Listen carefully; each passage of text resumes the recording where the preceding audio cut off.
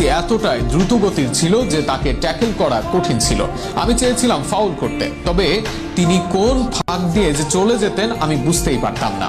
মেসিকে প্রশংসায় ভাসিয়ে এভাবে মন্তব্য করেছেন ব্রাজিলিয়ান গ্রেট মার্সেলো। মেসিকে মানেন সর্বকালের সেরাও।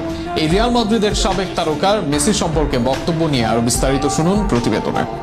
লিওনেল মেসি এমন এক ফুটবলার যাকে একদিনের জন্য বাদ দিয়ে ফুটবলের আলোচনা করা কঠিন। তার সবচেয়ে বড় প্রতিদ্বন্দ্বীরাও তাকে মানেন গ্রেটেস্ট অফ অল টাইম হিসাবে। কেউ কেউ মুগ্ধ তাকে নিয়ে, আবার অনেকে তো বিরক্ত এই ভেবে যে একজন ফুটবলার এতটাই নিখুঁত কিভাবে হয়।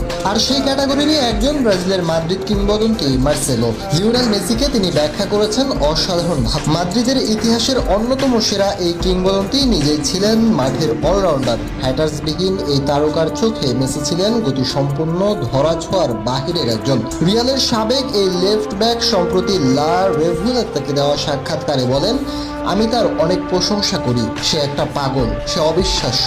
আমার মনে হয় আপনি সেই ভিডিওটি দেখে থাকবেন যেখানে সে আমাকে বোকা বানিয়েছিল। সে যে আমাকে ছাড়িয়ে গেছে সেটি আমি টেরও পাইনি। সে খুবই দ্রুতগতির ছিল, কিন্তু কোনো সমস্যা ছিল না। আমি এমন একটা জায়গায় জন্ম নিয়েছি যেখানে ড্রিবলিং সেরা ছিল, কিন্তু ড্রিবল হওয়াটা নয়। লিওনেল মেসিকে ঠেকাতে যখন বৈধ উপায় কাজ করেনি, তখন তিনি চেয়েছিলেন মেসিকে আঘাত করে অর্থাৎ ফাউল করে ঠেকাতে, তবে তাও করতে পারেননি মার্সেলো। সেই সম্পর্কে মার্সেলো যোগ করেন, কিন্তু মেসির সঙ্গে সমস্যাটা হচ্ছে আমি তাকে মারতে চেয়েছিলাম, কিন্তু আমি তার লাগাল পাইনি। মেসি এতটাই দ্রুতগতির ছিল যে তাকে ট্যাকল করা কঠিন ছিল।